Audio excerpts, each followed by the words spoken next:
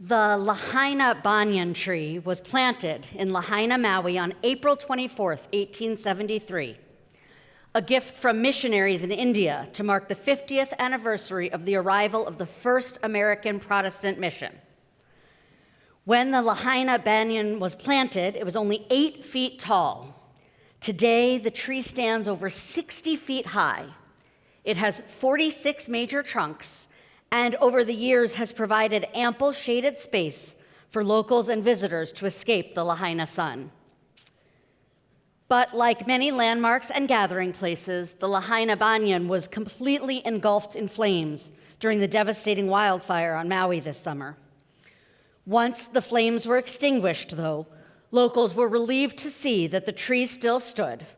Her canopy was scorched and her leaves were dead, and the burnt bark and limbs gave it a spooky cast, but there she stood.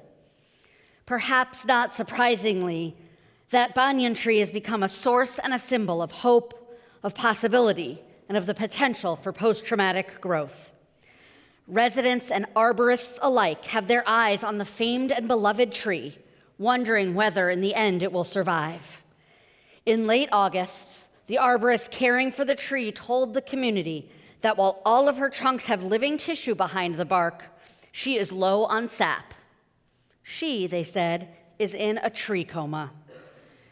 And when I read that, I thought to myself, man, aren't we all? I mean, I guess maybe not. Some of us might be brimming with energy, feeling excited and optimistic about everything, our lives, our work, our families. I certainly am sometimes. But also, I'm a working mom with 2 kids under the age of 10 for a few more weeks, so I'm tired. And maybe you're tired too. Maybe you're tired from treatments, from arguments, from maintaining a facade of the perfect life. Maybe you are exhausted by grief or the gap between the life you imagined and the one you are living, or by wondering and worrying about the world and the planet that our children and their children will inherit, about fires and earthquakes and floods, oh my. So maybe you arrived today party hat at the ready. Maybe this year was one just of joy and celebration. Or maybe you arrived today a little scorched and a little low on sap. But no matter how you might be feeling, today is still Rosh Hashanah, the birthday of the world, and birthdays are for celebrating. Today is a day of new beginnings, new possibilities, and new hopes. Some communities mark this day by reading the story of creation. There is this sense, then, of making a new world together. But our reading today takes us to the desert, to the scorching sun and blazing heat, to a woman uprooted and lost and hopeless. What better story for a birthday party? Our tradition has rarely, if ever, read the Hagar story as a tale of hope, much less one of comfort or post-traumatic growth. But today, on this Rosh Hashanah morning, I want to suggest 2 ways that it might be, 2 ways that we might act in the world when we meet a Hagar, 2 ways that we hope the people around us will act when we are Hagar, uprooted, lost, hopeless, and a little scorched. So this morning, we meet Hagar wandering in the wilderness, banished from the only home she's ever known. She is lost and weak, physically and emotionally. Literally and metaphorically, she is unsure of her next step. And I have to assume from my own travels with children that the snacks are long gone, Ishmael is hungry and thirsty, and again, speaking from experience, probably whining. Not you guys, never. She is so desperate in this moment that she leaves her son under a bush, sitting far away so she does not have to witness his suffering, too traumatized to bear it. Rabbi David Kimchi, a 12th century French rabbi, better known as Radak, suggests that it was actually a small tree, and that semantic difference matters. He says that unlike a desert bush, which would be acclimated to the climate, a tree would have been doubly frustrating. She was so tired and so thirsty, and she knew that there had to be a source of water nearby for that tree to exist. In the deepest moment of her trauma, even though intellectually she knew it had to be there, Hagar could not see a source of nourishment or of hope. But hope was there, And to understand how, I want to return to our banyan tree for a moment. Because at the same time as those arborists shared what sounded like a dire update, they also assured the public that there was someone now giving her regular care with good long soaks and sprays into her upper branches. They are aerating her soil, giving her compost tea and fertilizer and mulch. In other words, there is someone taking care of that tree. So the first lesson for today comes from those arborists, but appears in Hagar's story too. This lesson of comfort and caregiving, a lesson of showing up. Vayikra malach Elohim el Hagar min hashamayim. We read God's messenger called to Hagar from heaven.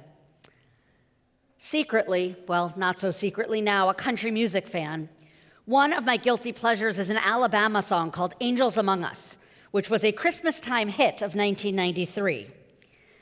But about 1,000 years before that song debuted, the Bechor Shor, another medieval French rabbi, speaks of Hagar's deliverance in the desert by saying, angels that appear to people on earth are in the image of people. It's not known that they're angels. It is not, he writes, the way of the Holy Blessed One to reveal them. God, he suggests, does not want us to know immediately that these people, these visitors who arrive at just the right moment, are angels, because God wants us to see them just as we see ourselves. Yesterday morning, it was a ram. Today, an angel in human form directing us to water, to sustenance and hope and a life that is not only surviving, but thriving. And of course, the news is full of these incredible stories of rescuing angels, right? The firefighter who adopted the baby he found in a safe haven box. The first grade teacher who wounded herself walked her students to safety during a school shooting.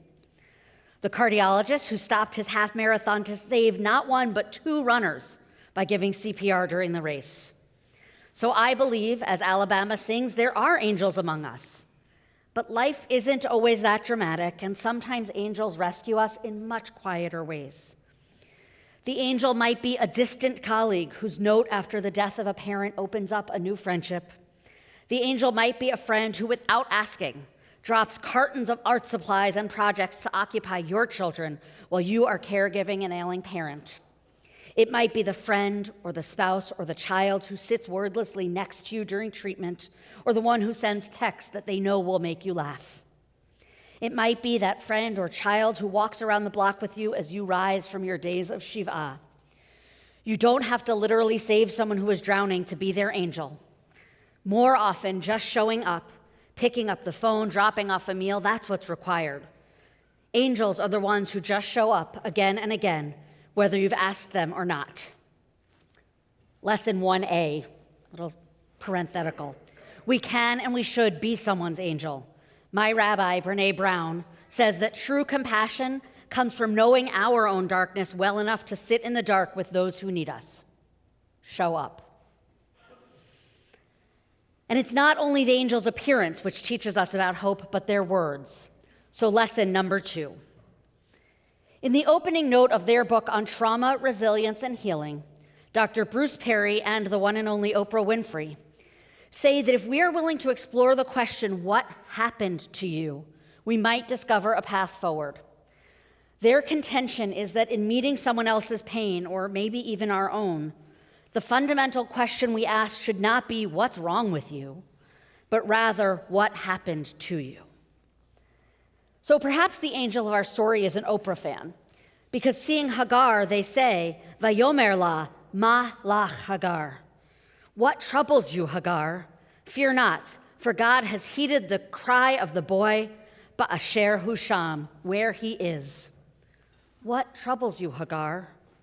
What happened to you? It's not a judgment, it's not a quick diagnosis, it's an invitation. Tell me your story, God is asking. Richard Tedeschi is one of the psychologists who first coined the term post-traumatic growth. And he says it's important to acknowledge that as if we're trying to move forward towards eventual growth, we have to recognize that these events have really challenged the way that we think about our lives and our anticipation of what's going to be happening in our lives. That initial phase of looking at what's happened and how it's distressed and disturbed our lives, it's an important part of the change that comes in the future. In order to grow from our pain, we have to sit with it.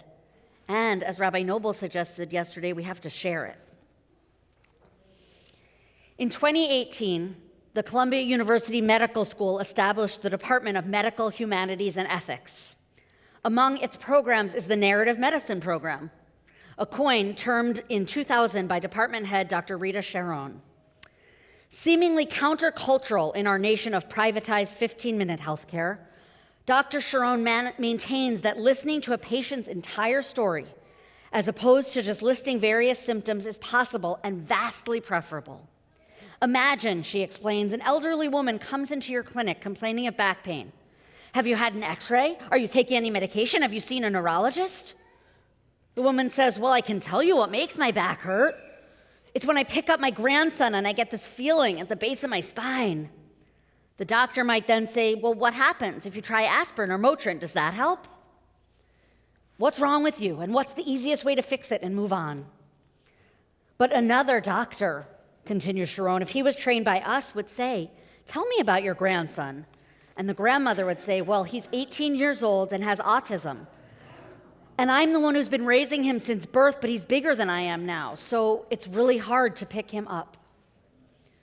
What happened to you? What is your story? What shaped you and inspired you and hurts you and gives you hope?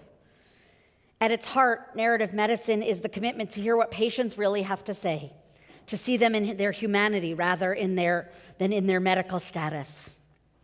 What would change if we approached our loved ones, our friends, even our nudniks that way?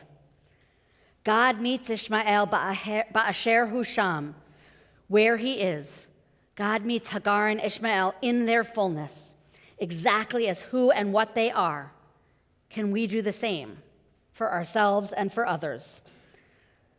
Hagar's story, by the way, does end with redemption for her and her son, if not for the Jewish people. God shows her the well of water and leads her to drink, promising also that her son, almost abandoned twice, will be a great nation. They are given the promise of healing and post-traumatic growth. The Torah's account is succinct and sudden, but life is not. Redemption and healing and regrowth, those take time.